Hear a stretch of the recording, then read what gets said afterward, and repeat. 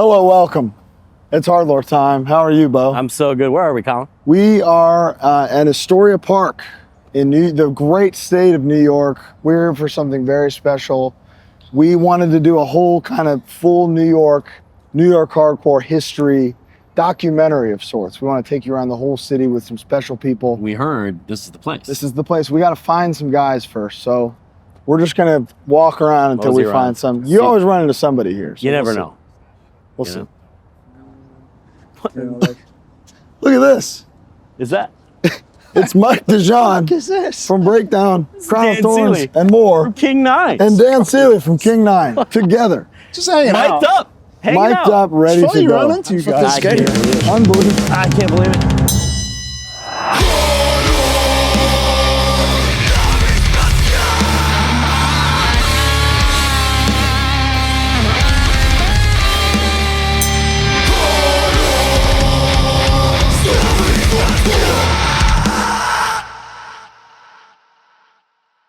So Astoria Park, very significant to Mike Dijan, but before we get to that, I want to know how you guys know each other. Yeah.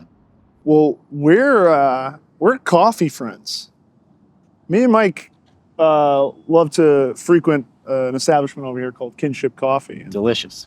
You know, obviously, we know each other through hardcore and everything, but more importantly, we're deeper than that, a bag of ground beans. Yeah, exactly. Yeah. That's where it's really at. Hardcore's all well and good. You're good, brother. I'm gonna have to report that. That's New York, baby. it's not a road, but yeah, that's our coffee shop. We get coffee there all the time. It's beautiful. Dan's going to join us for this whole kind of operation today. He's our liaison. Mike is the first stop, a very important first stop for me. This is my favorite hardcore riff writer of all time, right here. I've heard him say that in private. He has said it on the show many times on the record. I'm sorry to embarrass you on the spot like this.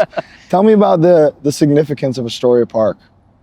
Well, where we're sitting right here basically birthed at least 6 or 7 hardcore bands that you know of. Which ones, please?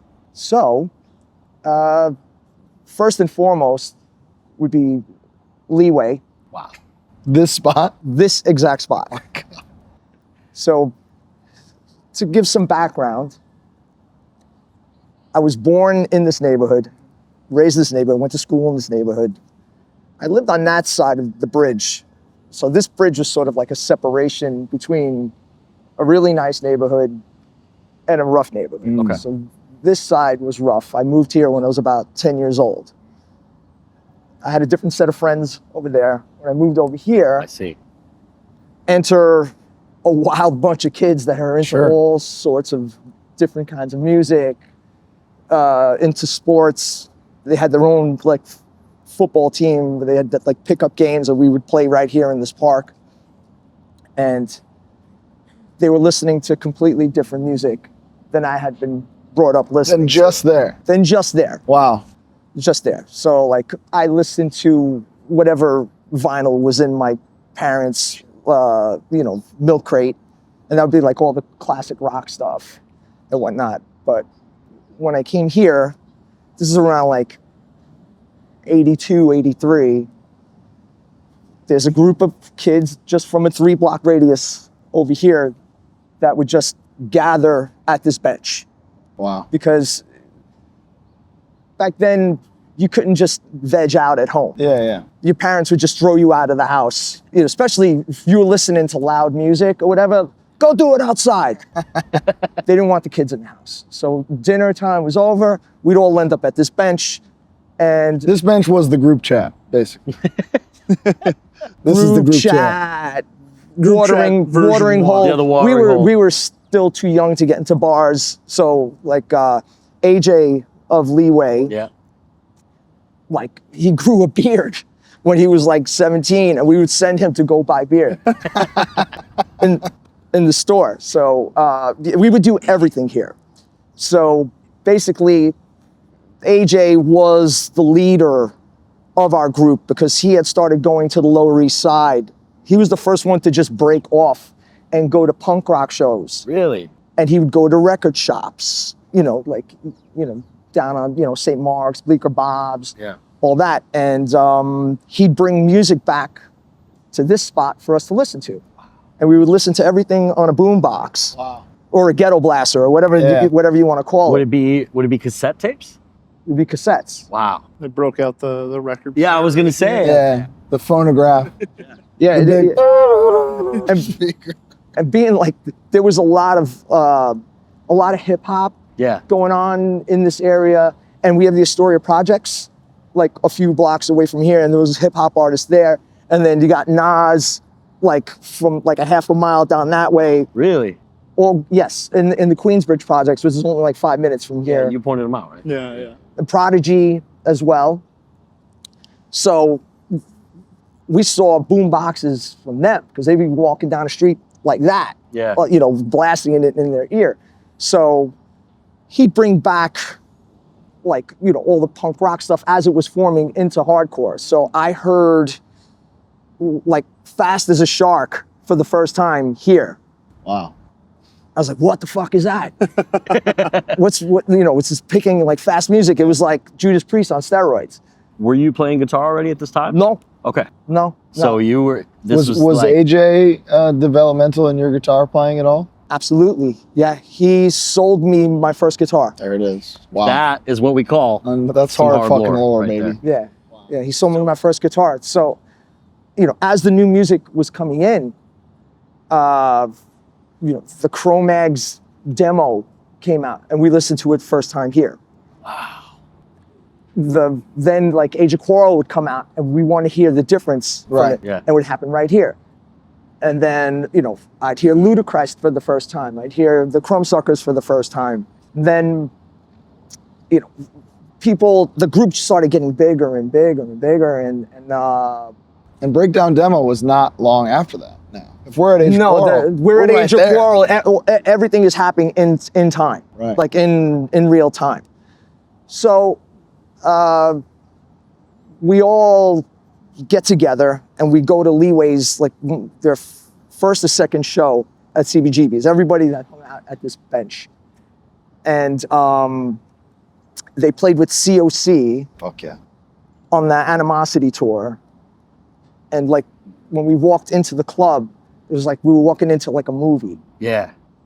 That was the first time you ever been there. Yes, that was March of '86. Did that feel like a moment? Was that like a thing where even at that time you were like, I'm gonna remember this? No, I was like, this is just some wild shit. Yeah. You know, like, I was like, yeah, this I is forgot crazy. it instantly, but it was cool. It was because there was crazy shit happening around here. It was just different. Yeah. Yeah. So I remember vividly, like there were skinheads hanging out across the street at the deli, and they could get like, they would drink there. They would get 40s or 64s. And you know, they were shirtless with the suspenders, and they just looked hard. Like, I ain't fucking with those dudes. And then, you know, walk into a club where like the smell is just dingy and like The air's thick. the air's thick. It felt like a movie, basically. And then the band start playing, and then just people start jumping around all over the place. And like a week before that happened, I saw Iron Maiden at Radio City Music Hall, and I was like, this is way fucking cooler. Yeah. I've come to the conclusion now that like live music that I can't participate in physically in some way is not for me. So in 1986, I would have had that same exact realization. I think everybody has that Yeah, though. it's just like, what's the point of this? But I think everybody involved in hardcore has that realization at some point where you're like, you see something else, and you're like, oh, that's cool. And then you see a hardcore show, and you're like, holy shit, I don't know what this is, but this is what I want. And even as an adult, I've gone to arena shows and stuff and sat. And it is a little Oh. weird. Yeah. Yeah. What am I supposed to do in a I seat? can't fucking mosh to The Cure, man. What am I supposed to do? Just give me a chance. So a lot of the, we asked a bunch of people questions over the weekend, and Leeway was like a top answer. 2, I'm gonna go with Born to Expire. I'll have to kind of cheat and say Desperate Measures and Born to Expire, Leeway. Desperate Measures, Leeway? Desperate Measures. Leeway. We're gonna do Desperate Measures. For the older generation in particular. In particular, and now I kind of understand why. Yeah. They were kind of they broke the ice. They were the innovators for us. But before Leeway, Yeah, our heroes were KRAUT, that's right. because KRAUT's from this neighborhood. Astoria's own KRAUT. There's a KRAUT cover on Mentally Vexed. I always wonder. I would have never known KRAUT if not for that. Probably. They were our hometown heroes. Wow. You know, when I first heard it, I thought they were from the UK. Right. And then That's the idea, right? Yeah. they're So like, did they. I didn't think a band like that would exist in my own neighborhood. And the lyrics were very strong. Yeah. You know, they resonated with me. And then by the time I had heard KRAUT for the first time, Doug Holland had already left the band and joined the CRO-MAGS. Yeah. So I was like, wow. And then next thing you know, like, he would come around and hang out with us here. He was friends with AJ and whatnot. So that's like you hanging out with me right now. Or Oh shit, he's here. so Dude, come on. There is that feeling that people get when sometimes when you see some. I remember the first time I ever saw Eddie Leeway. I like couldn't. I was like, that's gotta be it, man. That's him. That's him. Like it's like a. dude, I'm 35. Saw Paris for the first time the other night at the show. I've never seen him before. Yeah. And I was like, oh shit. Same thing with Minus. First time I saw Minus, I was like, he's real. So if Leeway was the first of a few bands, 6 or however many you said, who would have been next? They came out of this So, bench. So out of this bench, basically, like, AJ not only sold me my first guitar, he sold George DeRico from Outburst his first guitar. So AJ would be selling guitars off because he needed money to go on tour. Sure. Wow. And then he, you know, when he came up to me and sold me mine, he's like, hey, you want to play, right? I was like, yeah. And he's like, here, buy this, I need money. And he'll end up selling me my Red Kramer, Whoa. the Music Man head that he would play, and his cabinet. Wow. That's amazing. So Outburst was birthed at this bench. And then when it came time that I would start playing in bands, Yeah. which happened by accident because the garages down the block, some of our parents would let us like jam in the garage. Right. So JoJo from Outburst, his father let him jam in the garage, and JoJo wrote a lot of Born to Expire with AJ Oh wow, interesting. Whoa. Damn, I didn't know that. in the garage. It's so funny how, as we talk to people and we meet people by doing this show, it's always that. Yeah. It's always a group of 9 guys who guys. have crossover, and it's very incestuous. It's wild. And it's wild that AJ had made an impact on us in a way that we gravitated towards it because it was so much fun. Wow. And there would be this garage. There was a guy named Emilio around the block. He had a garage. So we would bounce around and go to these garages in the winter, in the freezing Yeah, cold. right. So like it'd be better than hanging out here. We used to have a garbage can and we used to throw like logs in it, and we would like stand by the fire. How you doing, brother? The mayor. The other mayor. I'm He's sorry. getting his steps in, man. Yeah. So we would burn wood here and stand there and warm our hands like hobos Yeah. over here. And then Writing riffs.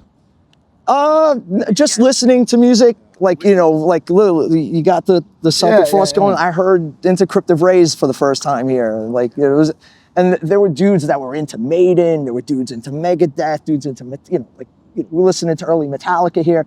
It wasn't like it's gotta be hardcore. We Yeah. listened to everything. Love Yeah. that.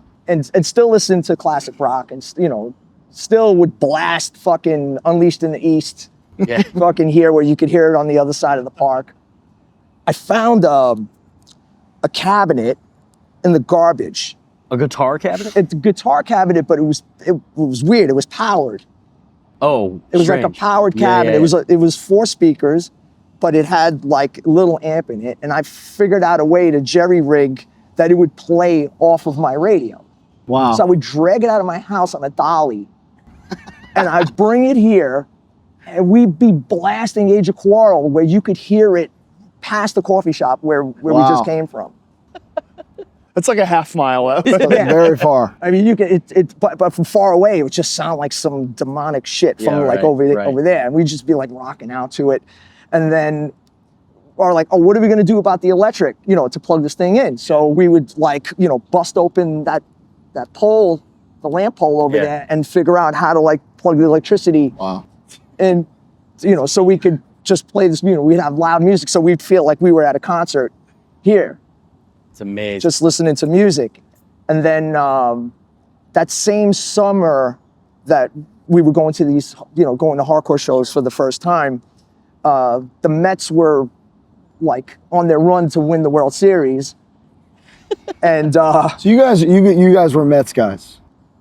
I always some Mets, some Yankees. I found it fascinating which bands rooted for which team. Like I know Leeway was always Mets. Mets. Outburst is had to be Outburst Mets. is I know Mets. JoJo's a huge Mets fan. So you know, there's a line between New King York. 9 is Mets, by the way. King 9 is just in case Mets. you're wondering. Islanders. Mets, Islanders. You're a Rangers guy. Was an Islanders guy. That's right. Born to Expire. Interestingly, I know was recorded years before it came out. So amongst your friend group, was that like a secret society of people that had heard it before it was out? Because wasn't it like recorded 86, released 89 or something crazy like No, that? I think it was released in 87. Late 87. Late 87, 88. I think there was like a year delay Yeah. on it. You might know the time. You might know the timeline better than me, but like I know it was a long wait. I had heard it before it came out. Yeah. So you were like, wait till you hear this shit to everybody in town. But AJ was very like top secret about it. Like only Even like then. 4 or 5 of us heard it. Wow. And He knew what he had. I wouldn't say. I think it was very new to everybody. Yeah. All I knew is that like when the Enforcer demo came out, it was a completely different band by the time Born to Expire came out. Right. That makes sense. Wow. So they got signed. Chris Williamson put them in the rehearsal studio, and they rehearsed every day, 4 or 5 hours a day, for months. Wow. Oh my God. And you could hear the contrast in the playing, in the production, in all the innuendos of the songs. Yeah, the little nuances are unbelievable. From the demo to Born to Expire. So that was another thing where like AJ's work ethic really rubbed off on us. Of course. They're like, yo, you know, you're gonna start a band, you better bring it, because like that's what this guy's doing. Yeah. Yeah. So I'm learning that AJ and this bench are very responsible for what people know as New York hardcore. Like the kind of the crossover. As a sect of it. Yeah. Just from this, we didn't really think much of it at the time, but it was like, all right, it's just like these group of dudes that hang out here, and like this is our little thing. Because Astoria is a big place, and there were other areas going on in hardcore. Like Murphy's Law is born in Astoria. Wow. Jimmy G grew up 8 blocks that way. But like you said, there's kind of 2 Astorias, right? There's 2 Astorias. Yeah, there's this side and that side. And like you'll see later how the other side is. Gotcha. You know, I just think if you ask a general hardcore enthusiast, who are some New York hardcore bands? They're gonna say CRO-MAGS and AF. And then they're gonna say Outburst, Breakdown. It feels like the groove that hardcore got into was born here. That's exactly what I'm saying. What became, like, that's what bands are doing now. Yeah. Yeah. Everything that they're trying to do now is this bench. This bench. I mean, I have. Thank you. I feel powered by this bench. I have 4 tattoos that are specific to this bench, This bench, basically. Yeah. I think a lot of that groove has to do with the cultural diversity Has to be. of the area. Yeah. Because it wasn't just like the guys that played in bands that hung out at this bench. There were other dudes that were just friends that weren't in bands that would bring their own music. They'd be listening to hip hop, you know, like we'd be listening to Public Enemy, EPMD, you know, LL Cool J. Like we didn't like exclude that. Yeah. We liked it, and we just like hang out, fucking bop around to that shit, and we loved it. Yeah. And there was dance music, there was freestyle going on. Wow. Like cardboard on the floor, dancing and stuff. Yeah. That still goes on in this part of the park. I swear I still see people breakdancing in the park over here. I'm not kidding. That brings me to the next Yeah. like chapter in the story of this bench. So when the guys would be jamming in the garages, they would take breaks, and I would just grab a guitar just to see, oh, what's this all about? And I just like start like noodling around while they're taking a break. And then I had a little like mini keyboard that was like battery operated, some like knockoff Chinese shit. Yeah. And Where you could go. it had like little like weird beats, like very generic beats on it. And I used to walk around the neighborhood with it in my hand, and I would just try to figure out notes to Black Sabbath on the No kidding. on this little keyboard. Like and my humming a friends, voice memo. Yeah. my friends thought we were weirdo. That I was a weirdo. It's like, who's this motherfucker walking around with like little like keyboard? I would have thought the same thing, honestly. No, this is like Atari's like just coming Yeah, out. yeah, You know what I'm saying? There's like nothing else to do. Yeah. This technological guy walking around here. So It's from the future. and then those summers I used to go to. My mother used to ship me off to Europe to stay with my family, and I was getting into too much trouble here. I was getting jumped a lot.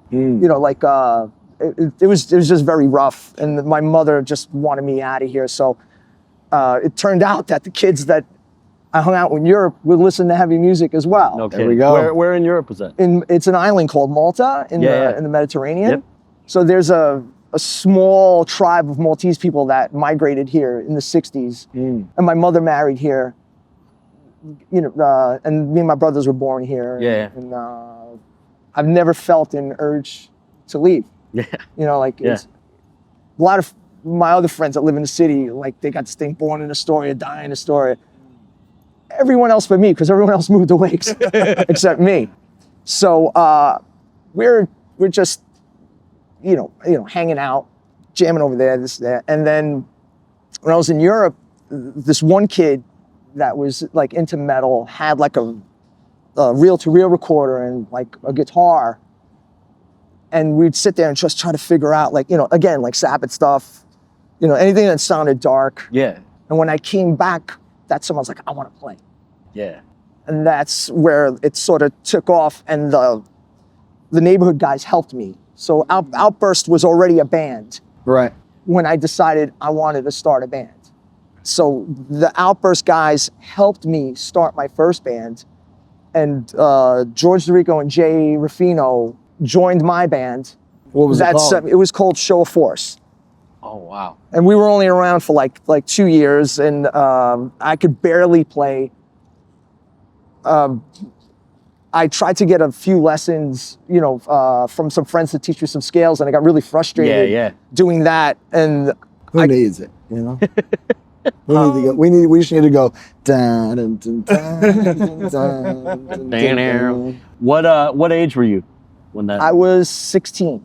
Amazing. Wow. Yeah, I was 16, and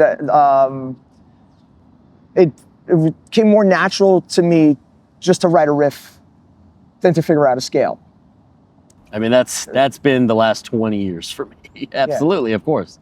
Absolutely. Believe me, I wish I could shred. I honestly could. I'm in awe of anyone that could shred. Same. This guy's pretending like he Yeah, can. no, I saw you play yesterday. Yeah, but I'm talking about He's humble. like the guys that were way more progressive than us. Like, you got guitar players like Woody Weatherman, Glenn Cummings from Ludacris, Chuck Lenahan from the Crumbsuckers. Like, these guys are they're shredding like Steve Vai. Yeah. And like, man, I can't do that. So being that we listened to different kind of music, when we were forming, say, the style that would be the trademark from this neighborhood, we knew we couldn't play like those guys. And once we developed the riffs and the songs and saw that kids like gravitated towards, we didn't give a shit.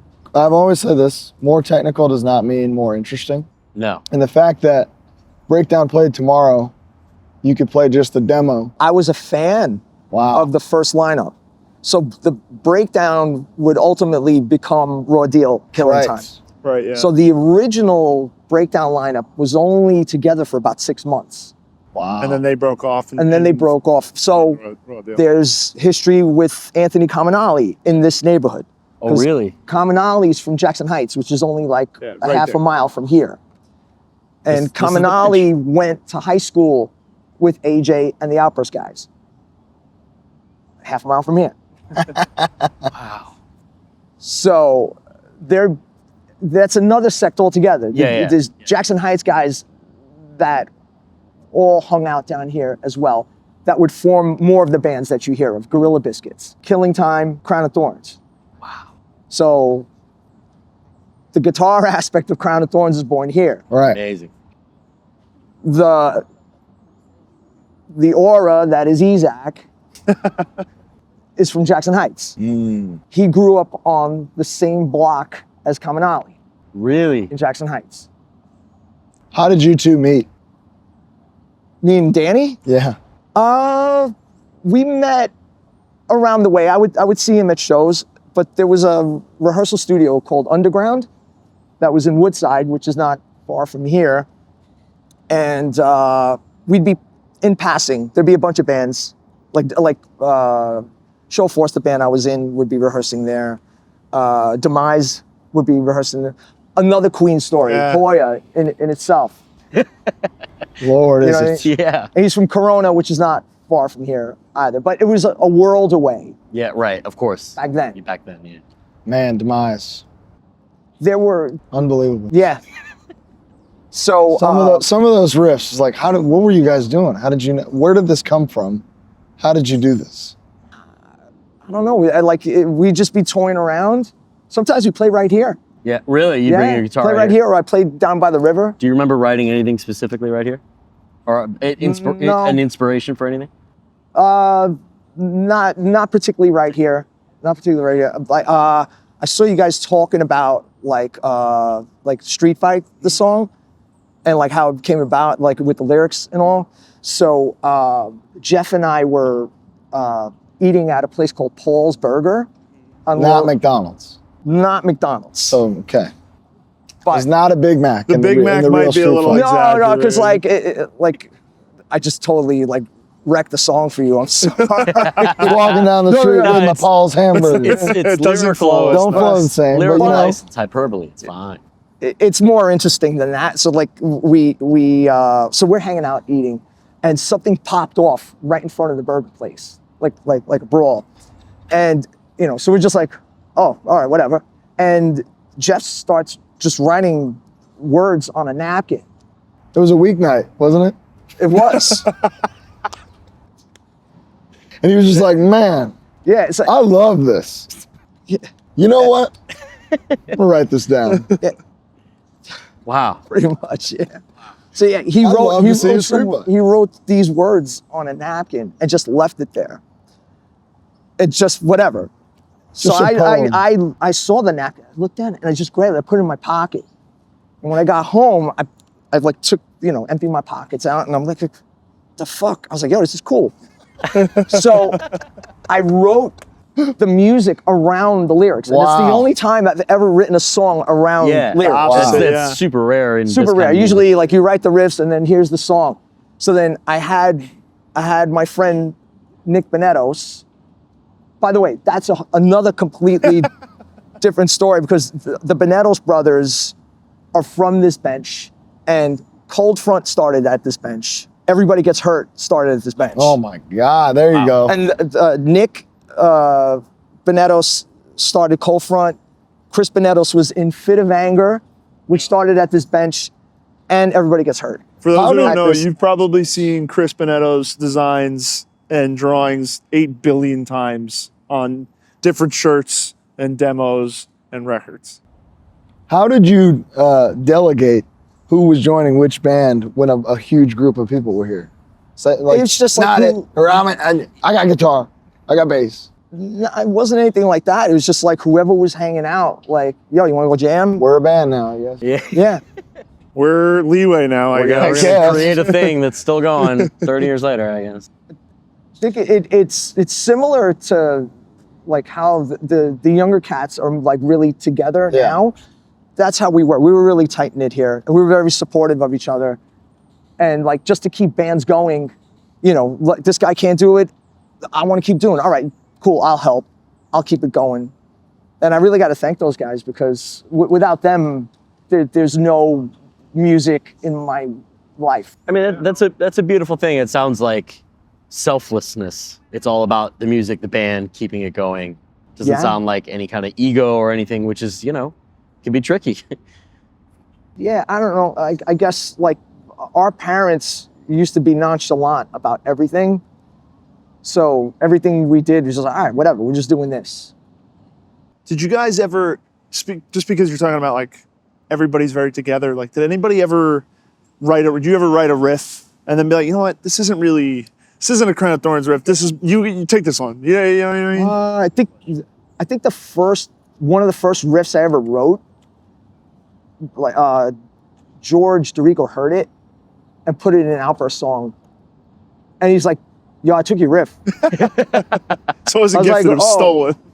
Yeah, they were like, I wouldn't be like, nah, that shit's mine. I was like, all right, cool, I'm not in a band anyway. You know? Yeah. Do you know what Outburst riff it was? It was in that song True, like the fast part. The verse in it. The verse, yeah. Yes, yeah. That's sick. So tell me about early days of Crown of Thorns.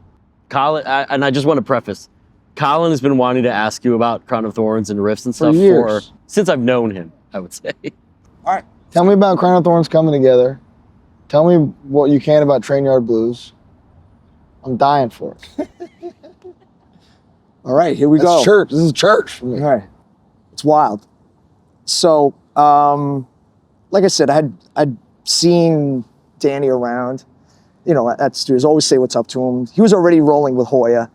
They already had like, you know, started the crew thing that was already like up and going. And the first band I played in Show of Force, our bass player, Franklin Ree, he went on to play in 108. Awesome. And in Shelter. Fuck yeah. What? Fuck yeah. The bass player, no, not the bass, it was my bass player in Show of Force, the guitar player of Outburst at the time, Jay, pretty much brought around Franklin. And, you know, he went to high school, the same high school we went to, but he was much younger. He was like 3 or 4 years younger. He was Danny's age. And metalhead Asian with Voivod haircut. You know, like he had like the one side shaved like with the long hair. And he was friends with Danny because he went to high school with Danny and Chaka from Burn. Yeah. So Chaka's from this. It's unbelievable. So Chaka's from this area as well. He's in the Woodside Projects, which is a block from the high school. Okay. Chaka allegedly invented the spin kick. That's actually true. I asked Chaka this one time, and he had told me it was. See the first guy you saw spin kick? Nah, it was Saab. Saab. Yeah. That's you can put it on reasonable Saab. It's answer. fine. I mean, Saab perfected. But like, you can't fact check that because you know I wasn't at every show. You know what I'm saying? The first person I saw do a spin kick was Saab. Wow. There you go. And he connected very well. Oh yeah. Some more hard lore. Wow. Yeah. The bench spawned spin kick. So anyhow, so like Franklin, after our first band had broken up, say like 91, 92, we still stayed friends and like our whole life revolved around seeing where the CRO-MAGS were going after Best Wishes. Yeah. Right. Because they're in Franklin's circle in Jackson Heights, as you know, so Franklin knows Danny from Jackson Heights. Franklin knows Rob Buckley, who wrote most of Alpha Omega. And those riffs are in Jackson Heights. So, you know, we would go and watch Rob Buckley play Alpha Omega shit before it came out. Whoa. and like What was your reaction to Alpha Omega at the time? loving it. Good. That's what I Great like to answer. hear. I was loving it. I'm not happy with the album version of it, but just like hearing rehearsals of it. Yeah, yeah. And The direction. The music is Yeah, insane. Yeah, as it was coming together, it was Paris and Rob Buckley and Harley was actually playing drums, you know, writing these songs. So I heard that going on. You heard the unrefined, like the raw yeah. shit of it. That's so amazing. like, I wasn't playing in a band at the time, so I was just like super fixated on this like record coming out. And one day Franklin calls me up. He's like, "Yo, what are you doing right now?" I was like, "Nah, it's nothing, chilling." He's like, "Yo, I'm at a rehearsal." He's like, "Isaac wants to start a band, and he's auditioning 5 guitar players at the same time in the same room." And I'm like, Isaac, what? for anyone who doesn't know, is Danny, who he was talking about. Same person. And I was like, all right, that's weird. And he's like, dude, these guys suck. He's like, I'm having a rough time here. Like, can you just come down and jam with me? Like, Yeah. you know, just so I could salvage what's going on here. So I didn't go there with any intention of like starting a band. I'm going there because Franklin asked me to come down. Coming to save the day, basically. Yeah, just help out just a friend. Yeah. help out a friend Yeah. and whatever. So I go, I say what's up to everybody, and I plug in, and all right, let's go. You know, I just started noodling around, and by the end of the rehearsal, the 5 guys that he had to audition sat there and watched me, Franklin, and the drummer of Demise at the time write the first Crown of Thornz song. Wow. Do you remember what it was? What song was it? Mental Masquerade. Mental Masquerade. How do you start That's out so at that? insane. How do you know to do that? All because Crown of Thorns riffs. You're saying Alpha Omega was your thing at the time before it came out, but they're very unique. The way that you did all the like kind of higher The string, ring outs, yeah. ring out, twinkly type stuff. I wouldn't have thought to do that. You didn't have like a roadmap. No, because I wasn't really doing anything at the time. There was no game plan. Oh, wow. I had already done my first stint in Breakdown Right. at the time, and I used to write songs for Breakdown tailored to just not break the mold, Yeah. but just like add my touch Yeah. to it. So it's just like, all right, this don't have to sound like nothing. Yeah. Like I'm just here having fun. So, you know, just noodling around, and you know, I was listening to everything and anything at that time. On top of the CRO-MAGS thing, you know, I'd be listening to a lot of Slayer.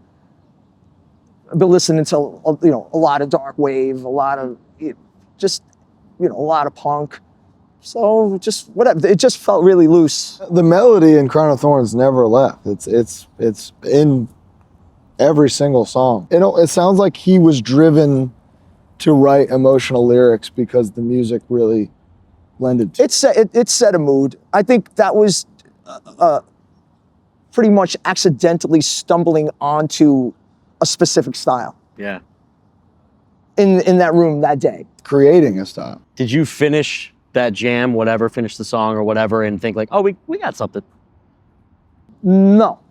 We are called Yeah, Crown of I- Thorns. Well, I just thought of it, cool jam. I used to do it a lot. I used to sit in with a bunch of my friends, you know. I just thought it was something, all right, cool, we got a song done. Yeah. All right, peace, I'll see you. But Danny was just like, I'll see you next week.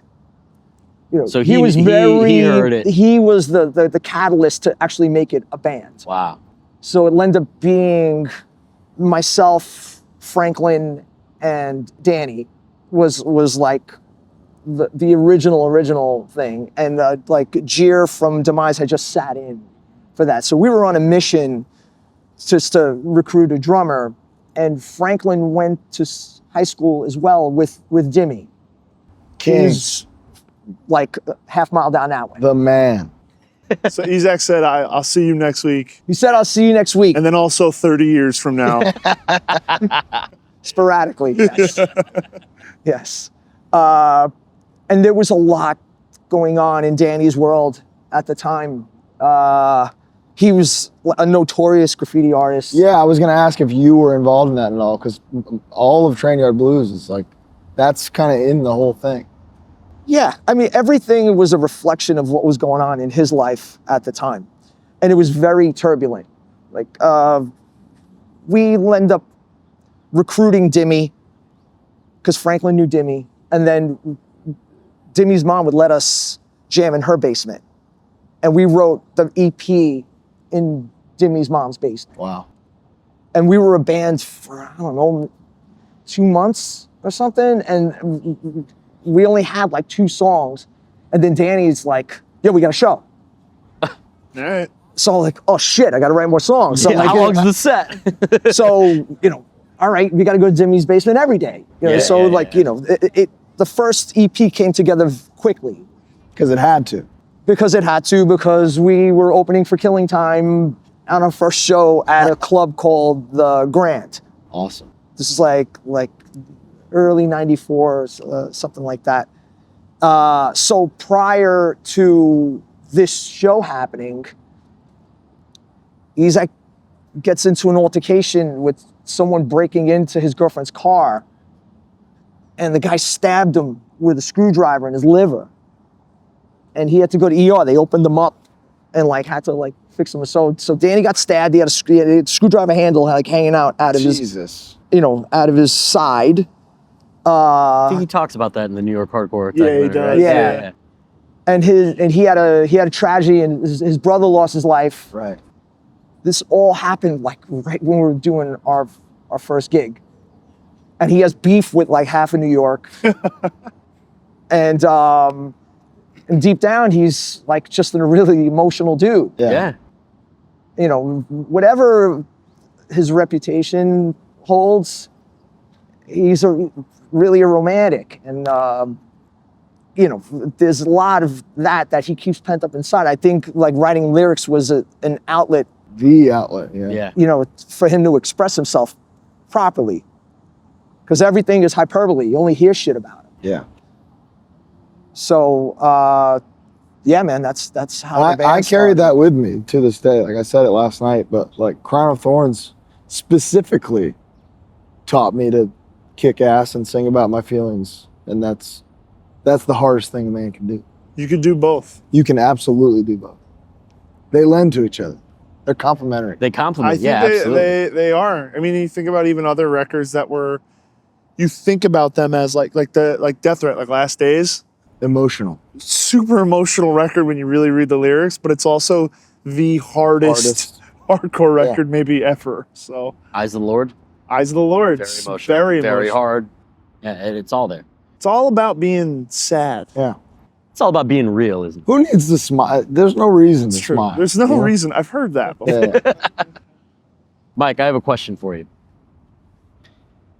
When you're on stage, when you were a young man playing guitar, your first times on stage, maybe whatever, yesterday, when you were on stage, we got a question that we ask everybody about who they do on stage.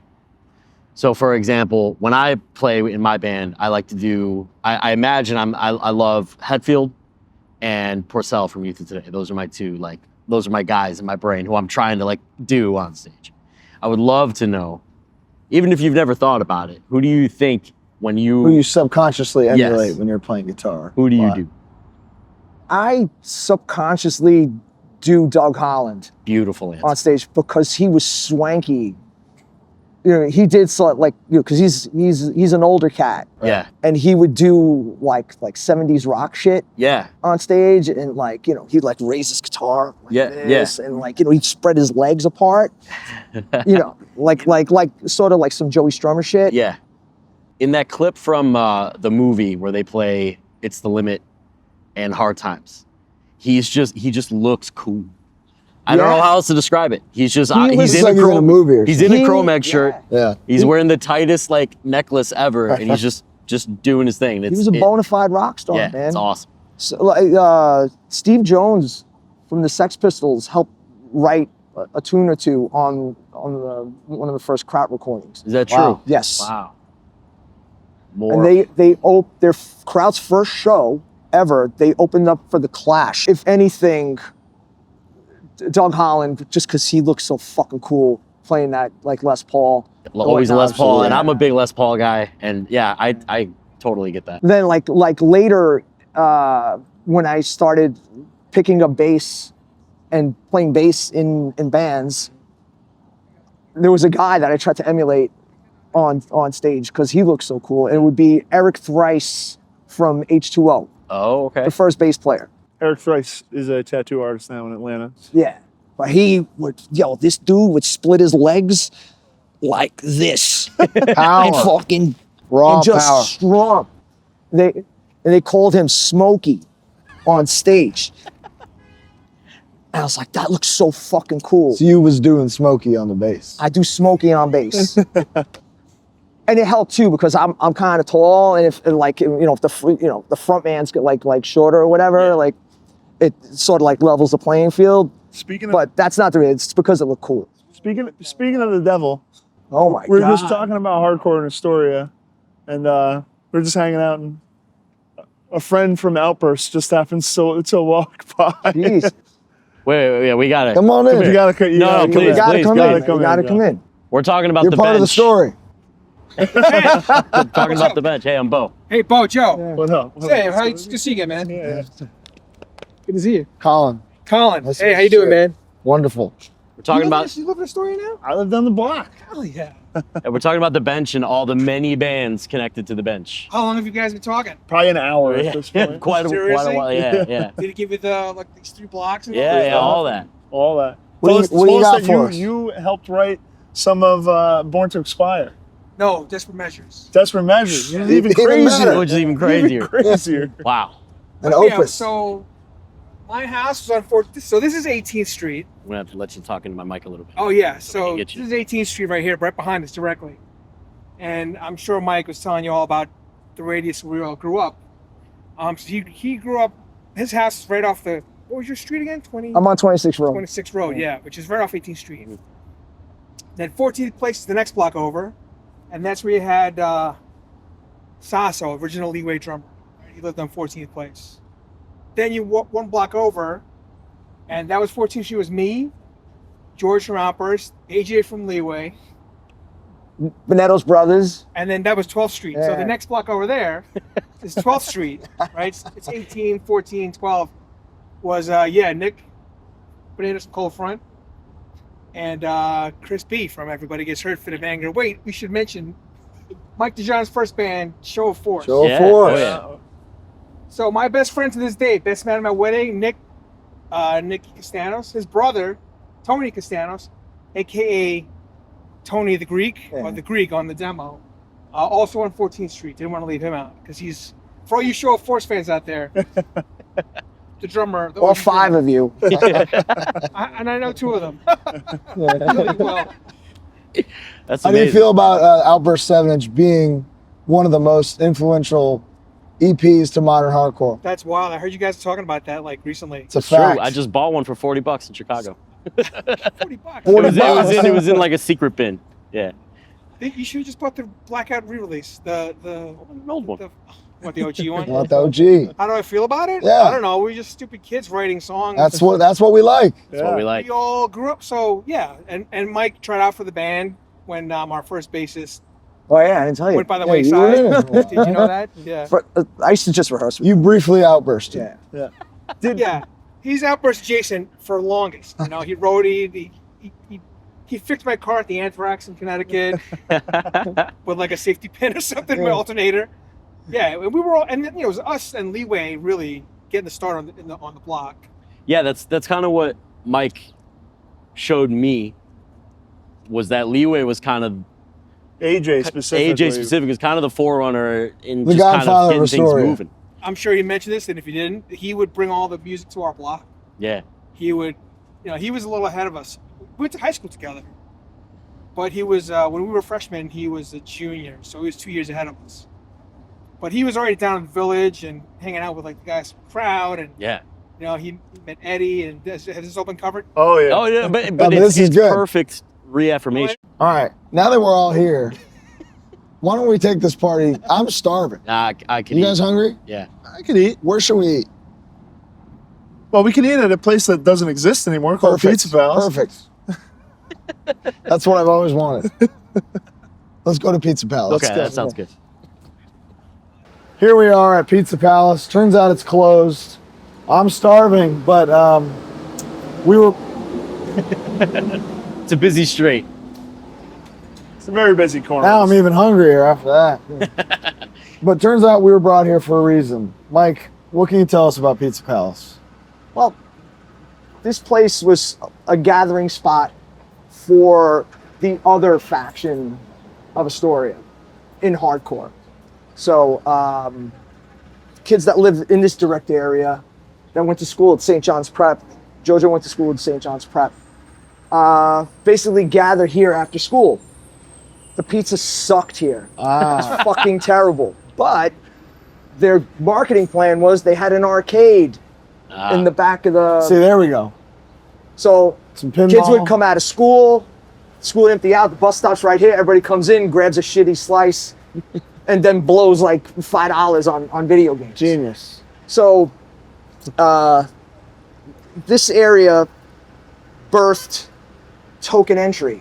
Oh, Another one. Add it to the list. Added to the list. So Ernie Parada, basically he was like the musical mastermind of Token Entry. yeah. And Common Ollie will end up joining Token Entry and doing, fronting Token Entry before Raw Deal happened. Wow. Previously, also, the original name was Gilligan's Revenge. Yeah. Right? Before Token Entry, they were called Gilligan's Revenge. Token Entry, much better name. I think so. And there were other bands that were relevant back then that don't exist now, that their names don't come up much. Would be the New York Hoods, Oh, yeah. Of course. right? A band called Abomination that were active and played shows, with all of us. Yeah.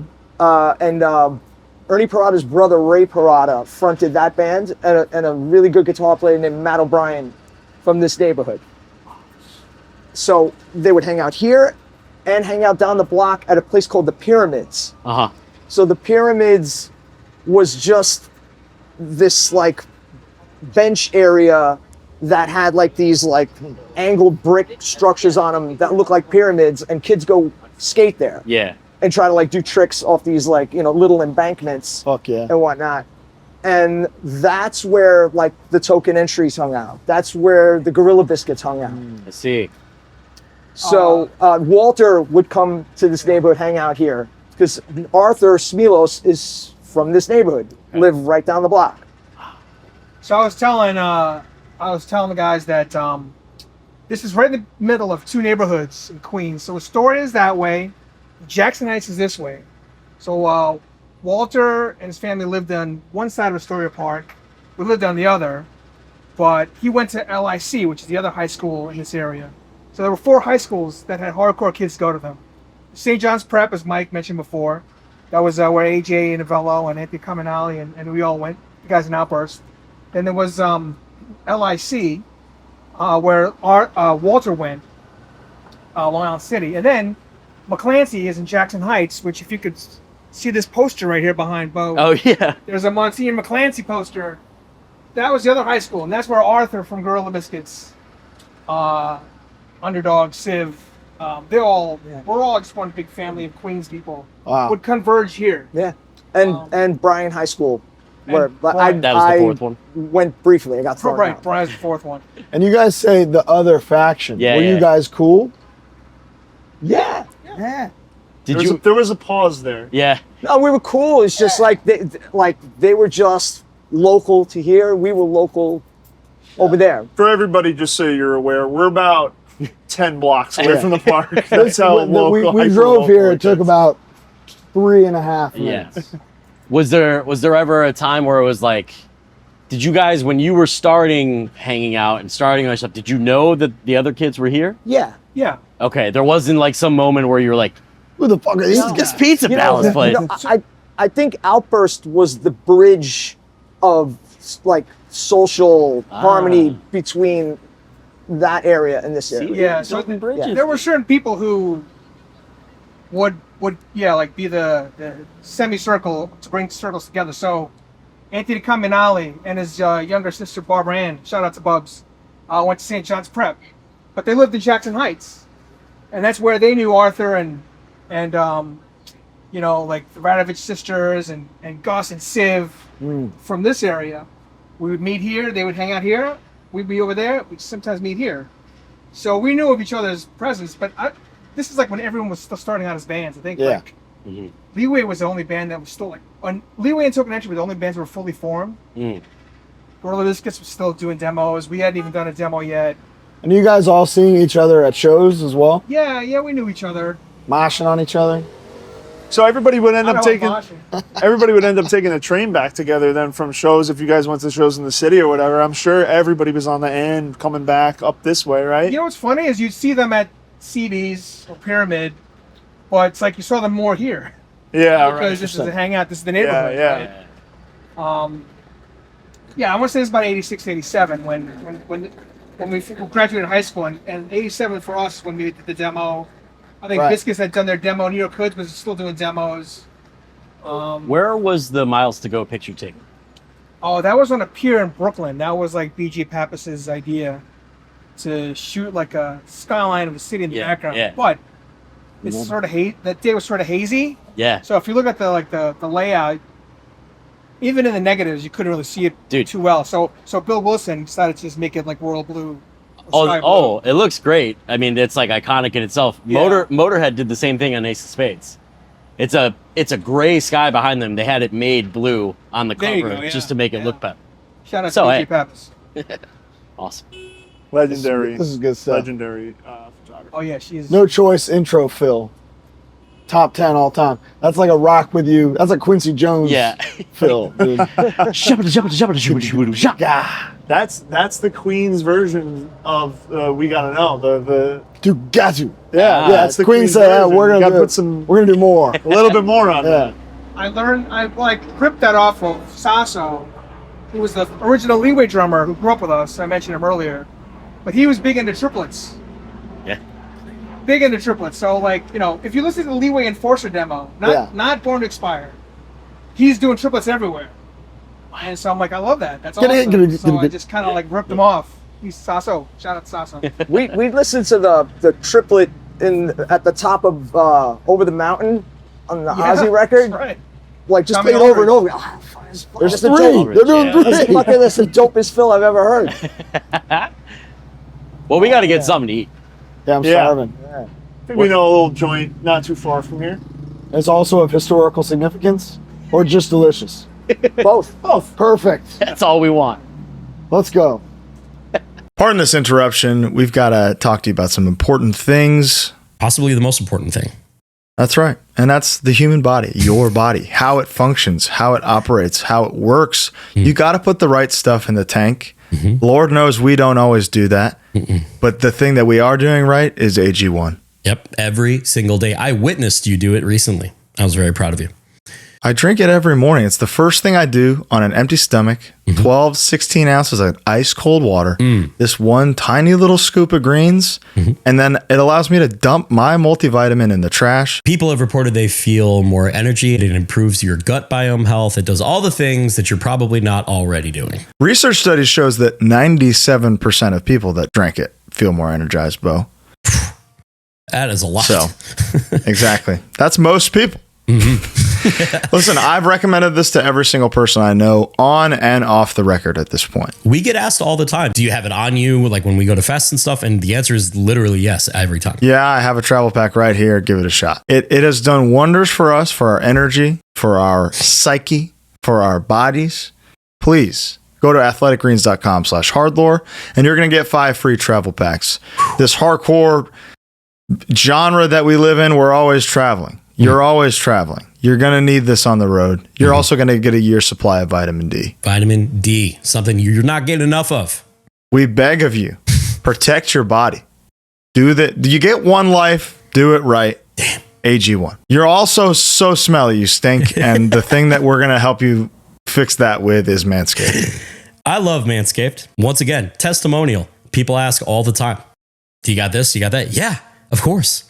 Every day of my life, there's a Manscaped product in one of my back pockets. I guarantee you. It may be ruining my back equilibrium and softening the pocket of my jeans, but who cares? Because I don't stink. That's right. You don't stink. And neither should you. And if you use code HardLore, you're getting 20% off and free shipping. What are your favorites? Boy, I love the preserver. I love the silicone scrubber in the shower with the body wash. That's probably my favorite thing. My skin feels so good when I use that. And I use it every day. They've thought of everything, man. It's out of control. The crop reviver post playing a show. The crop preserver before playing a show. And if you've ever sang right in front of me, you'll know. My gloves may stink, but my balls are wonderful. Code HardLore, 20% off and free shipping. Back to this amazing episode with Mike Dijan. We're at a place called PITA Hut, a Middle Eastern restaurant run by a Syrian family who are good friends of mine. I feel they have the most authentic, best tasting Middle Eastern food in this area. And we're half a food show basically, so yeah, this is what we're all about. Yeah. I know you guys are like all into like the fast food thing and the chains and trying like slow food too. Trying out like chain stores in like different towns. This area is, I don't know, this is like fast for us. Right. So there's a large Arab community here, and a few blocks up that way, there's an area called Little Morocco, and it's a whole strip of like Egyptian, Syrian, Algerian restaurants up there. Hookah bars. Yeah. Hookah bars. As far as I can see. It's wild at night. And Satan Muay Thai. That's the best Muay Thai gym in New York City. So the thing is, we focus on fast food a lot because we toured so much. Yeah. Right, and you take what you can get. You don't have time to find little places like this most of the time. And you're touring a lot now, Mike. Yeah. You've done more touring in your life in the past 5 or 6 years, you said. Than in my entire life. Wow. Yeah. Tell me about that. Around 2016, I had been working for like a high-end construction management company on salary, doing really high-end shit, like working for designers and just that like circle. Family man, working man, gigging in your free time, basically, right? Pretty much, yeah. And, Keep on gigging in your free time. So Osbourne. that job burned me out to the point where like it put me in the ER for a day. Oh, shit. Just from sleep deprivation. Yeah. Wow. I was like flying back and forth to LA to do work for clients and like coming back on the red eye, going straight to work. So, I needed, ultimately I wasn't feeling well at all and I had to get looked at. And then it was just a point where I was like, fuck this. I quit just to take some time off to recuperate. Of course. And then AJ again, always coming through, always being like sort of like a good ear to listen to, a good voice of reason. He was just like, yo, we're like, CRO-MAGS are out on a 2-week run. You want to come out, just hang out, drive? I was like, yeah, I'll do that. He was like, we'll pay you. So I had so much fun doing that it would come around again. They would go out, with I Had God for like a month straight. Wow. That's cool. And I'd do the same thing, to drive, then, start settling at the end, just start getting into the whole inner workings of doing like back-end work. Mm-hmm. Right. And I really enjoyed it. Craig Satari had been like the main bass player. Those who don't know Craig Satari, like he's a whole story in himself. Yeah. From as early as like, I don't know, Craig Ahead. Yeah, Craig Ahead, one was straight ahead. Yeah. and like, his whole story is amazing, and he's an amazing bass player. Started the 2 straps. Dude. First person to do 2 straps. First person I saw for sure to do 2 straps. He's got to be the first person ever to do 2 straps. Function. Yeah. Yeah. It's not going anywhere. No. Not fashion. No. Function. Yeah, so he had to leave the tour that we were on to do a gig with Sick of It All in the middle of the tour, and had asked me if I could learn the CRO-MAGS set on bass for that one show. And I was just like, oh shit, all right. Yeah. Yeah, and Craig like vouched for me with the rest of the band, you know, saying, yo, this guy, he's the man. He should be doing this, Right. you know, because they had just thought of me as a guitar player. I mean, Which, if you're a good guitar player, you're a great bass player. And you're a great guitar player. So you're Les Claypool. I had big shoes to fill. Victor Wooten. You know, true. so like getting into the mindset of like players like Harley and like Craig, I just like brought a bass with me on tour and I would practice every night in the hotel room until it was my time just to fill in for that one show. Wow. It was in St. Louis. Did that? And then, Sorry. Go ahead. I was just gonna ask. Did you get the bug then? You played. Felt good. I was nervous because I didn't get a rehearsal. I didn't get a sound check. I didn't get a line check. They threw me up on stage like to do Age of Quarrel like cold. Yeah. So they were like, yo, just do your best. Doesn't matter. It's just one show. And those bass lines are so driving. You got to do that. And I killed it. And like Mac, like who's very conservative with the compliments, just like fucking after like the second song, like jumped off the seat and fucking high-fived me and like, all right, we're having a good time. Good. And that really reassured me that I could. Woo, beautiful. Thank you. Thank you so much. Thank you. This is no Thank white you. sauce. This is for you. So they Full circle for Mike for doing that, because back, if you rewinded to our garage days on the block, AJ used to have his half stack in my garage, and we would play Age of Quarrel from front to back. Right? How many times we jammed to Age of Quarrel? Oh my You God. know, Mike be on guitar, and we knew it like we knew how to like say the alphabet, right? Wow. And Yeah. as a kid in high school, that really helped me to, you know, get my chops together. Yeah. And that's a brand new album at the time. Yeah. And, yeah, 86, right? So we're trying to study it and learn So it. crazy. And It's like me learning King 9 songs and Which playing them all the way a through. lot of people which have I had can to do. do. I'll tell you what. we played Age of Quarrel so much that you had to know it. Right. Because whoever you were jamming with at the time, That it was would the come go-to. up during breaks just to have fun, just to like, you know. You got to. Yeah. You better fucking come to in with to a get our rocks off. You guys got, each of you got a favorite track on the record? A particular one? to play or to anything? I guess, yeah, either. To play, to like, what do you think is the strongest song on that record? Well, obviously the click, click, click, you know, Yeah. for We Gotta Know, it's fun to play. Yeah. But I think like to get into a good groove is I would say Seekers of the Truth. Dude. Because it slows everything down, you get into like a nice The part where it opens up before the bridge was there you the go. He path knows of righteousness. Yes, The open up and, part. and he gets all funky with it, you know, Mackie. That So- part is. You know, he's just sitting, basically standing Standing above up. the stair. It's the Limit might be mine. So It's Limit is mine. I think that's mine too. I don't want to say the build. Oh yeah. Unbelievable. It's just it's hard. It's a bad bird song, but it's you know, Whatever. yeah, whatever. For a little while, we covered Outburst would cover Laugh of My Own. Really? Yeah, because that it was seemed still to be a fairly new popular at the cover. time. So wild. Yeah. But it just was a good sing along because once you come into this and then everybody Everybody wants to do that. they want to grab the And mic. what year were you doing that? 89 maybe. So right after the That's so cool. That's so good. That's Like, awesome.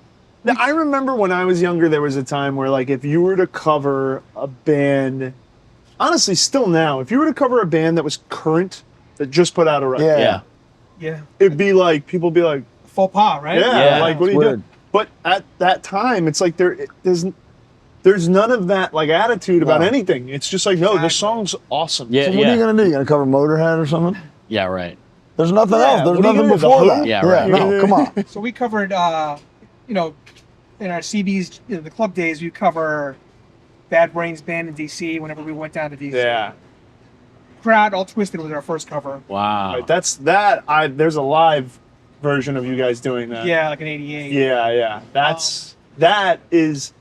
So I never knew that Unemployed on the Crown Thorns record was a KRAUT. KRAUT cover. Yeah. Yeah, there you go. But Oh. listening to the Outburst cover of it, I was like, oh, this is this band KRAUT. KRAUT. And then I saw that it was Unemployed was at cover 2, Yeah, and then I became a fan of KRAUT. Got you. They for us they were like the OG Astoria, like KRAUT, right, even yeah. AJ from Leeway when he was starting Leeway. There used to be the Unruled, right? Not a lot of people ever mention that, but they were still looking up to bands like KRAUT, Murphy's Law, because they were already on their way. When we were 18, 17. Yeah. They were already Major Conflict with Ditto, like we mentioned earlier. Yeah. So Sorry, guys. we covered KRAUT, and it was like we have to cover homage to like our idols. That's awesome. You got a favorite Age of Quarrel track? It's the limit. Oh, we just mentioned that. We just said that. That was our The answer. build, Yeah. it's unreal. And it's my favorite to play. Ah. Did you get? Did you Well, get? Did you get? Did you get? that guitar part is interesting. That whole scale. That's everything. It's bizarre. Yeah. Yeah, you're right. It is. It's 0143. That's Yeah. It's specifically It in just the moved. set, later in the set, because it just gotta pop off. re-energizes the set, and you got to be warmed up to play it because it's really busy. The right hand killer. Love that. Everybody's so. Crushing Demoniac too. I love playing that song. That, I mean, dude, best wishes. Where do you land on Best Wishes? A lot of people are torn. Love it. Love no it. tearing here. I see people who say that's better than Oh, Better. That's Age of tough to Quarrel. say. And I don't know if I can do that Sophie's Choice. It's night and day. It's. I mean, it's It's- completely different. literal experience. apples and oranges. It is, yeah. They're two different the- bands. The one I'm gonna put on is Alpha Omega. The one I'm gonna put on a list as one of the best of all time is Age of Quarrel. yeah. So it's just kind of de facto. Depends on the day. Yeah. True. Right, sure. We just, Harley just played Chicago a couple months ago and played like all of Best Wishes. Yeah, that's awesome. And then Ooh, look at that. a few others, and Apocalypse Now. It was awesome. Right. Banger. It was awesome. Yeah. I say we take a bite, On a grub? Are they all here? we We're all review here. a little bit, and then we cut, enjoy a meal. Side note Please. about this place: when they would have Black and Blue Bowl, up to about 12 years ago, people would come to my house. I would host people from Germany because people would fly in from all over the place in Right, Black and right, Blue because right. it was big at the time. So I would do a barbecue at my place every Black and Blue weekend. And so people would come, eat, go to Black and Blue, come back, hang out. I'd have like a spread out. And a few times I catered Black and Blue party from this From place. here? That's awesome. Beautiful. That's You want to amazing. get a So, nice yeah. shot of this? Look at that. Enjoy. What don't you want? Very colorful. The pickled beets, dude. Forget it. Sean? Get all up in there. Hungry. What do you think? That'll do. I will do. Breakdown Blacklisted. Let's talk about it. Okay. HardLore's my personal, not HardLore's, my pick for the greatest hardcore EP of all time.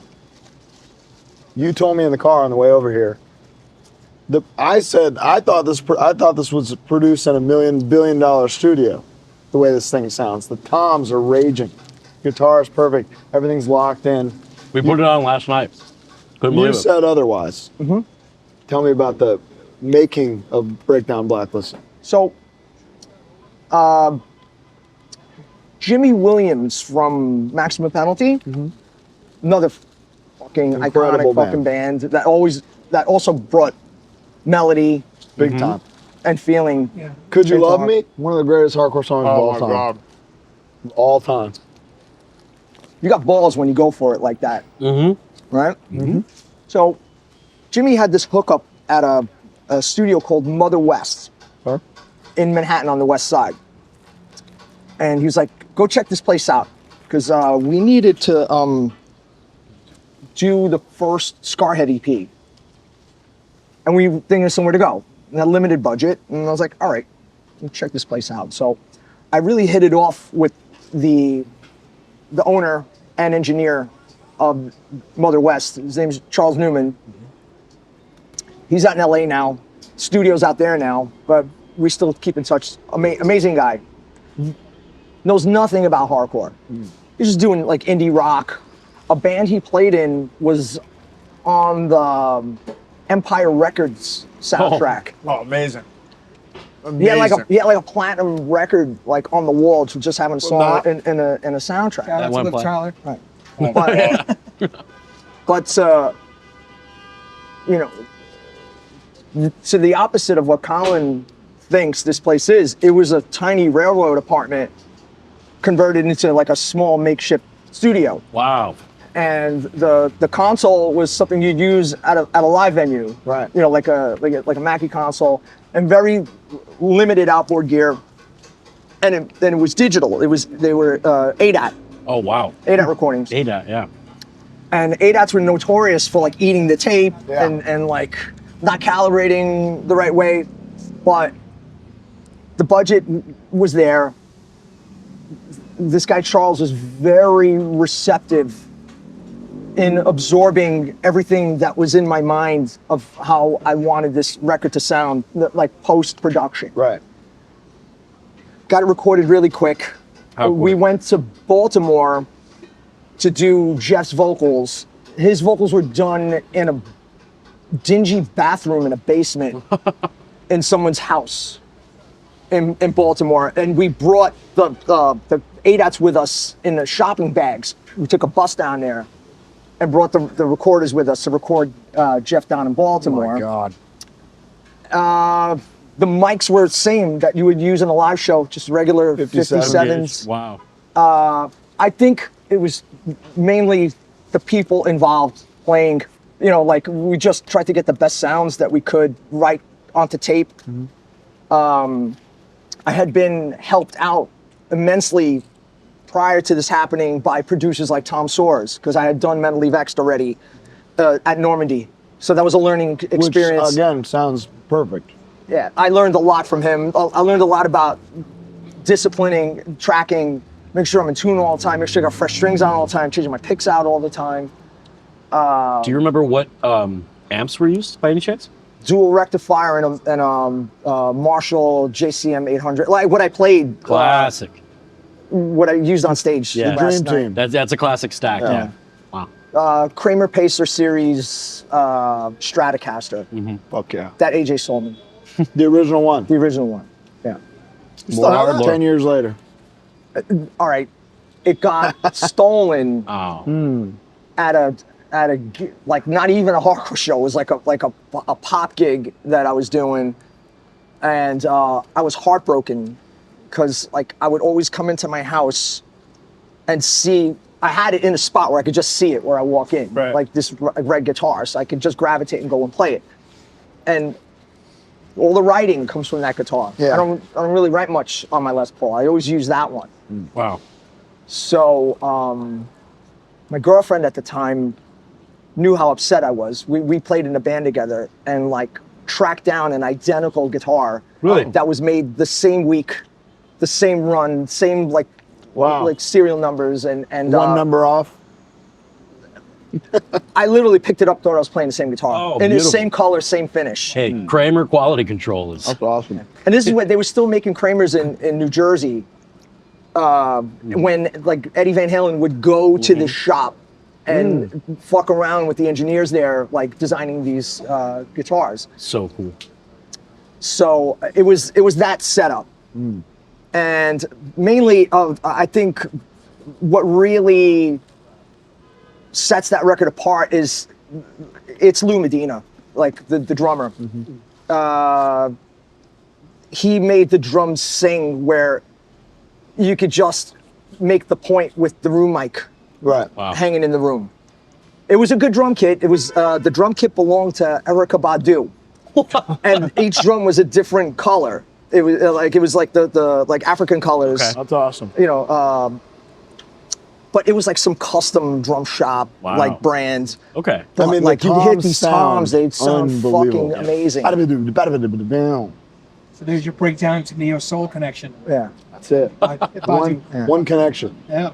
1 degree. One degree. Breakdown straight to Badu. Yeah. Then the mix was just mainly me and Charles in a room, and I had just like, you know, with headphones on, just hearing what I thought it would sound like, and Wow. he nailed it, man. He just nailed everything. Just EQing. Yeah.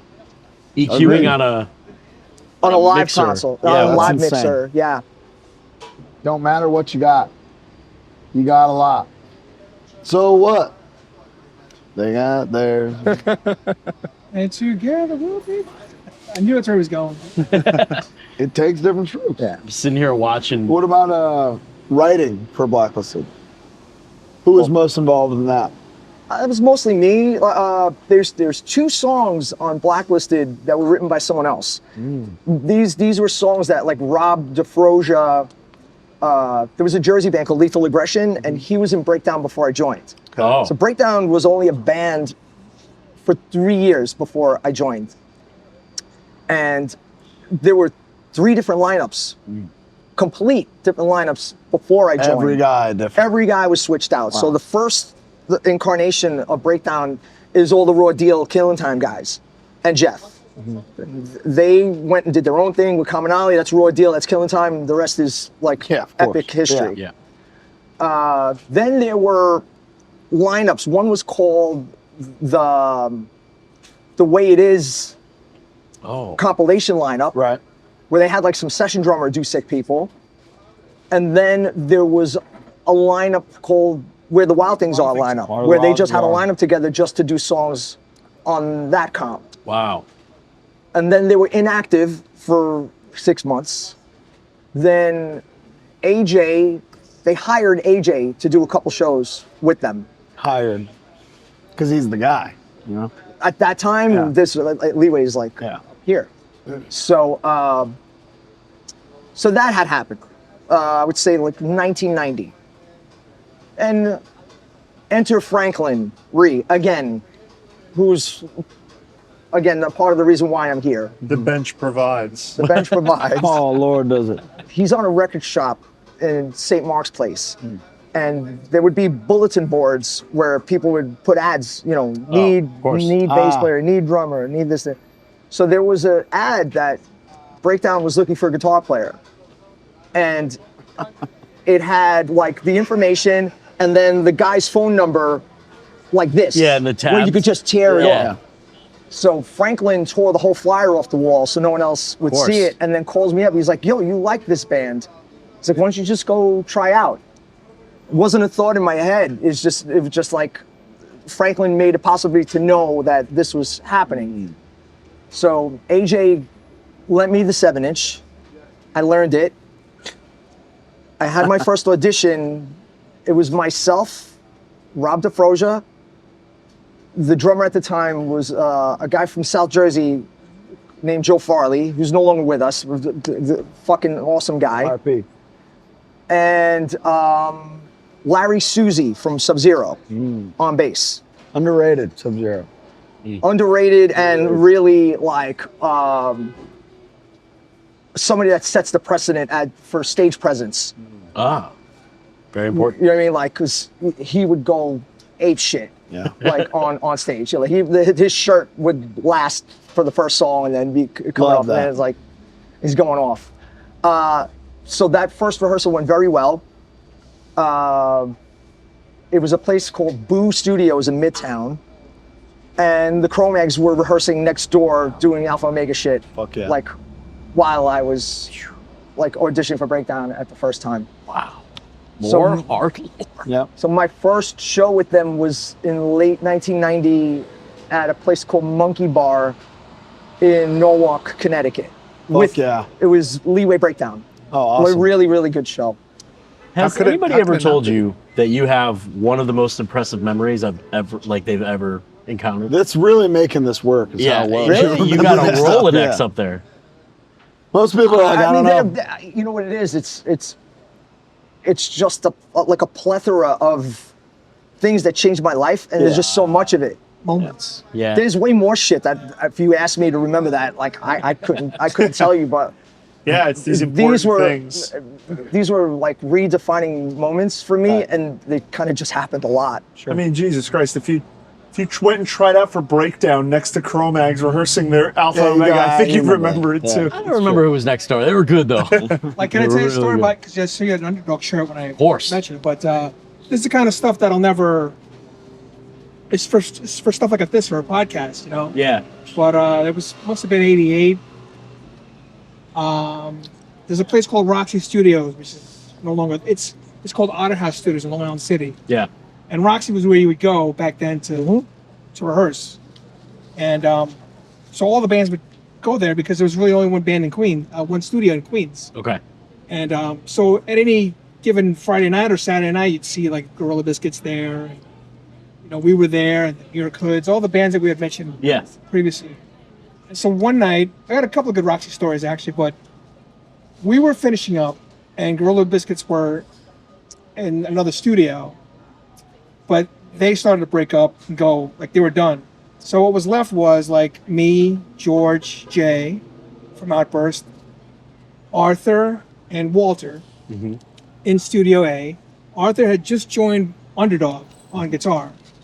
I don't think he played on Vanishing Point, but he was playing the shows up to that point. Okay. So he was big into Underdog. He was moonlighting because he went from Token Entry to Biscuits to Underdog. Yeah. So he's really into this big Underdog phase. And so I was like, do you know any Underdog songs? Like, of course, everybody knew. Like, everybody knew each other's songs. Yeah. So we did the whole 7-inch, Underdog 7-inch. Me on drums, Jay on bass, Walter and George on guitar, and then Arthur just sang. He did Richie's parts. Yeah. And I had that on a fucking tape. No, Sony Orange 90-minute tape that I used to listen to driving to St. John's and back. I'm like, this is so freaking We cool. fucking did that shit. Yeah. Man. Not because of Underdog, because I jam with my friends. Yeah, in of the course. band, right? Of course. And I'm like, oh, I messed up that part. You know, I've rewound it so many times. It went to my basement. I don't know what happened to that tape. I moved out of Astoria in 2009. I spent all week looking for that tape. It was an orange Sony 90-minute, and I know it was at the end of that.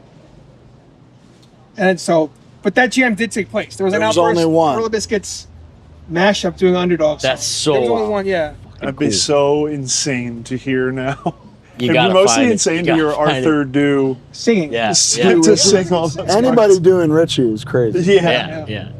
Well, that's awesome. Wow. There were a bunch of spots where things would just happen. Like Don Fury, for instance, if you just booked a week in advance, you could go down in that basement and have a demo for $50. Right. Wow. $50. What he would do is he'd have You recorded that? With Don Fury, yeah. First demo I ever recorded was at Don Fury. Wow. Where was this spot? It was on Spring Street between Mott and Mulberry. Right You by open Vinny's. up one of these, like on the floor. You open That's the how you went doors in. and You went go into down. went Really? through the hatch doors. And Don lived upstairs. Is that the place that because D. Snyder has always said he lived with Don Fury. So we're about to have him on pretty soon. Well, so D. we're gonna have that story on here. Yeah. Yeah. He That story has will be told on the the story show. before that he lived with Don Fury at that studio when they first both moved to New York.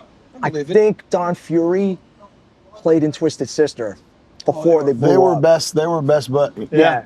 That's more. You gotta tune in. You're gonna hear it so soon. It's gonna be awesome. Yeah. I'll let him Shout tell out it. to Pee-wee's Big Adventure. Straight Dude. up. I saw Twisted Sister flyer in Don Fury's basement. sandal? Like an old one, like one he probably played on.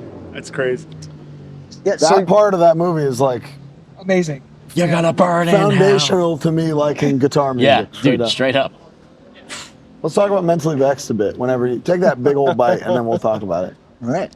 Yes. Physically vexed. Dude, I'm fucking starving, man. Good. No, good. Me too. I'm done. I'm all. Is there one? By the end of that show last night, I was hangry. Us too. We went to. I swore I wouldn't get McDonald's, and then we got We went McDonald's. straight to McDonald's. We were at an intersection looking up food, and he was like, anything about McDonald's, fuck McDonald's. Hey, look at that. An important storm. Yeah, dude. And It was it's good. It stormy. was great. Mentally Vexed. Landmark for me, for sure. Was that a you or was that a Taylor to you? It was probably a same time Aha. type discovery for us. So you felt Oh yeah, that was one of those. There's a few records where most things I've heard, Taylor, my older brother who also plays in Twitching Tongues was like, you have to listen to this. Crown of Thorns was probably a thing where at the same time we were both like, ooh. Is he older than you? He is older than me. Did he turn you on to a lot of shit? Oh yeah. All right. Big He's time. his guy. He's my old head. The old head. What can you tell me about making Mentally Vexed? A record that is incredibly ahead of its time. I can explain it in one word. It was chaotic. Beautiful. Very chaotic. Our first release was very laxed because it came out on Equal Vision, right? Which was not a normal thing. Right. Prior to that, they would just release like religious content and like the Krishna bands and like straight edge stuff. And enter Franklin again because he was connected to the Krishna movement. When we did the demos for Trainyard Blues, we did those demos for Blackout Records for Bill Wilson because he intended on putting it out. When we got the recordings of it, Franklin brought it over to Steve Reddy. He's like, listen to this. He loved it. And like, he goes, I don't care what our format is, I gotta put this out. Wow. And we thought it was cool that someone was like embracing our music that would otherwise not look at it. Right. And knowing Steve forever, like Steve was like at one of my first shows ever. He was upstate. Like if my first band played together with Wolfpack. Or was there something. I just remember him there from so long ago. And that's how that album came about. Then like the band like really got popular fast, and I gotta thank like the older G's in Sheer Terror, in Murphy's Law, in Killing Time, in Biohazard, that like just embraced us. Not because we were friends or whatever. They were just like, wow, this band has something going on. Like guys were good. Like, and like kids are showing up, like we want them on board. And that was such a confidence boost for us that like guys that we looked up to would wing us that way. That is kind of one of the main purposes of what we're doing with our show is to get newer kids into older music and older people into newer music. You know what I mean? It is so vital and important to embrace new music, and that's like absolutely. I think things go in cycles, where there's a cycle where everyone's kind of on the same page and helping each other. Yeah. And then we go through cycles where people get bigger than the bridges, and then people have convoluted ideas of what they think this is all about, and things get very cliquey and non-inclusive. And then you'll see show attendance go down because people don't feel welcome. I feel now that it's so united, so broad. It's never been more It's inclusive. never been so what I love about it in so many years. Good. And it's really refreshing. And I think you guys have a lot to do with that because you're a main outlet for like spreading the word. Let's go. Well, thanks. Like speaking of that past, present kind of thing, like younger and older, like do you guys know Higher Power from England? Of course. They were just on the show last week. Oh, shout out to Higher Power. What up, boys? There was a screening of the New Breed documentary that Freddie Alva did in like 2016. So Higher Power, I had gone out to see them because somebody told me that they covered Killing Time, like Telltale and Outburst Misunderstood. So I went to go visit them and introduce myself and like check them out. Yeah. And so we, fast friends, I said, hey, are you guys in town next week? Because they were like going up and down the coast. Because Freddie's got this documentary on the New Breed tape. And so I got them all passes to the show. And I introduced them to Mike, who was there. And they're like, Mike Dijan from Crown of Thornz, remember that? And they were like, Dijan from Crown of bowing Thornz. down I to can't Mike, believe Crown it. of Thorns. They were like, I can't believe it. We came here to see this documentary and hang out with Outburst. It's Mike Dijan. It's a good impression. That was good. That's a little more Australian because I just hung out with Speed a couple of months ago. But That's another thing. Higher Power guys are great. But that's another funny story. Like they're like, I can't believe they took pictures of him, like around him. I think I still have those. They're like, because Crown of Thorns. Yeah. Obvious. But that was like the big influence on their writing. I You remember can see seeing, that. you You know. can see that. There's also something that like I have never had this experience before in my 20 years of going to hardcore shows where like somebody like Mike, I'll see Mike at the coffee shop and he will literally be like, oh yeah, there's a Tsunami Vein show later. Are you gonna go? Like the fact that that's happening Yeah. is fucking awesome. Yeah. And it's never happened like that, ever. No. And that's like, that's important to all this. Mm-hmm. You know, I think that's like, I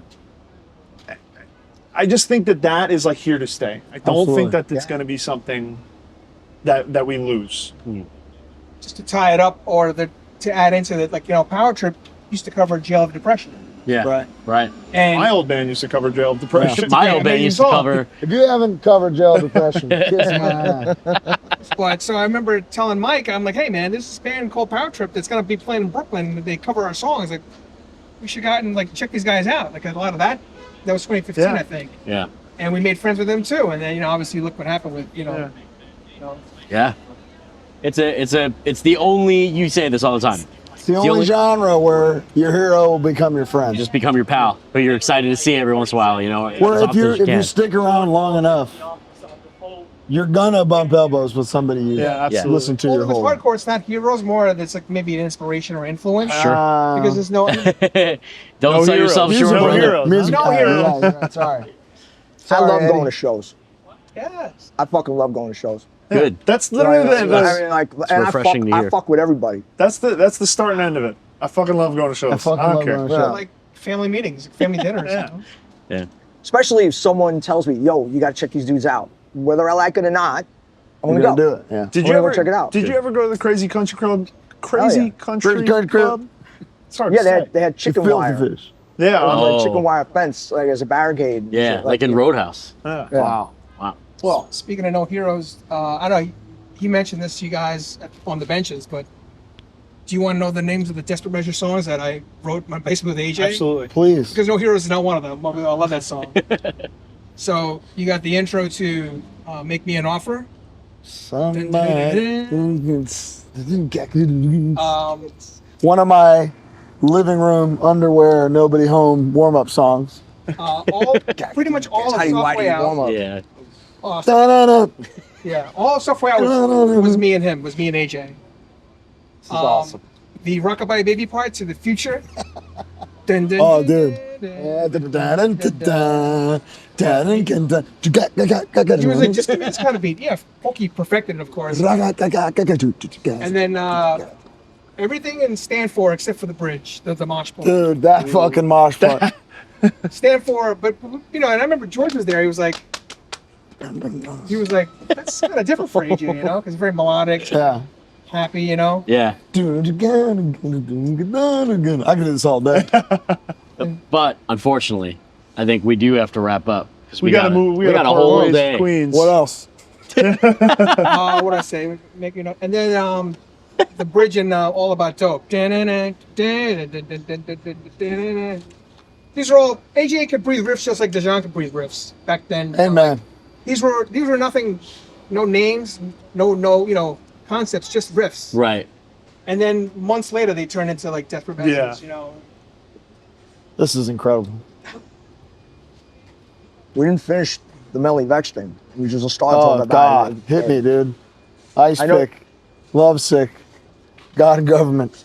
Give it to me. So that about that time, ideas were flowing pretty quick, and that going by what I had talked to you about before, with Right. like sort of stumbling onto playing hard riffs and having them sort of wave in and out of melodic stuff. The way. I was like, well, this works. I like it. I'll just keep doing it. So I always made sure that the choruses had some sort of like say pop melody element to them. The structures are all very structures pop, too. and that the chords coming out of the verses were pleasant in transition. So the ideas flowed quick. We had the songs written fairly quickly because we went from just being a band for 6 months and going on tour with Madball in Europe when they were huge. Lord. And like everything is happening so fast. So you got to get up to speed. You got to be a better player. You got like, you know, all this shit is happening. We get signed by Profile, and now we're on like the same album. I mean, the same label. You know, Age of QUARREL and all these records that you love. So like, all right, then we're gonna follow suit. We're gonna go to Normandy Sound, and we're gonna like fucking, you know, our shit's gonna sound like Brightside and blah blah blah. And we're all fucking psyched. And that's when we got smacked with reality. Like when we show up to the recording studio, enter Tom Soares, who's very militant in execution. And all, you know, he's there to make you perform outside of your ability.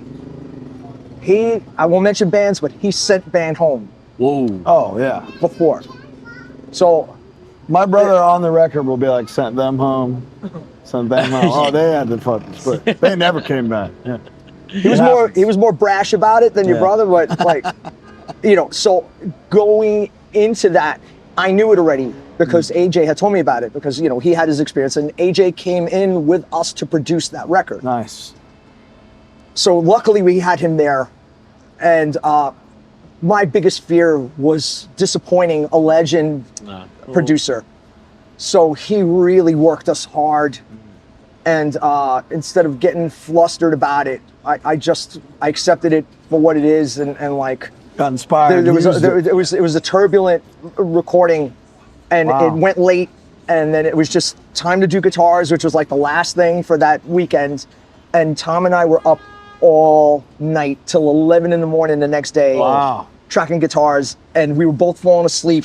And he was like, yo, all right, listen, change your strings. I'm gonna take a cat nap, break them in. Let's do it, Holy right? Shit. We do another couple of songs. He'd be like, all right, we gotta change strings again. You take a cat nap, I'll change the strings.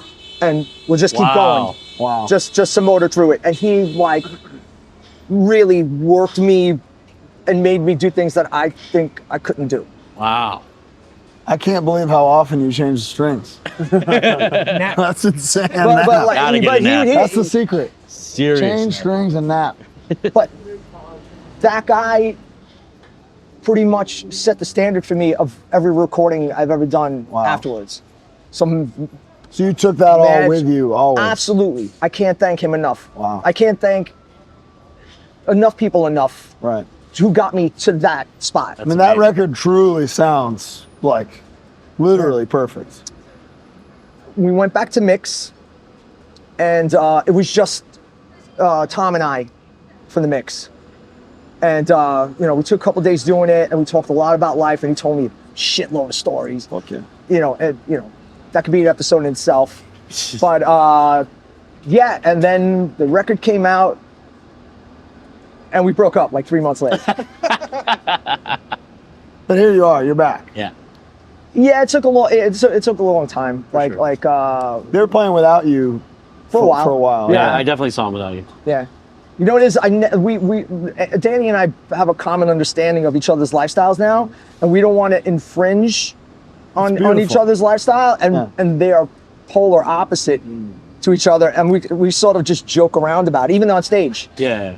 You know, so like now, like, you know, with the addition of Paul Delaney on bass, this is probably the best, tightest lineup we've ever had. Rock solid. Yeah, solid. Yeah, you know, he's got a tone. He's very loose playing, like myself. So Danny, Kill Your Idols. Yeah. Yeah, and Black Anvil. Black Anvil. Brooklyn Black Metal. Phenomenal bass player. He'd been like a utility guy filling in for everybody, you know, aside from doing all these great bands. And you know, he comes into the fold. We sound better than ever. Yeah. And Danny sometimes introduces us as Krishna and Saint. It's good. Yeah. So does it feel good? It feels good. Good. It feels good.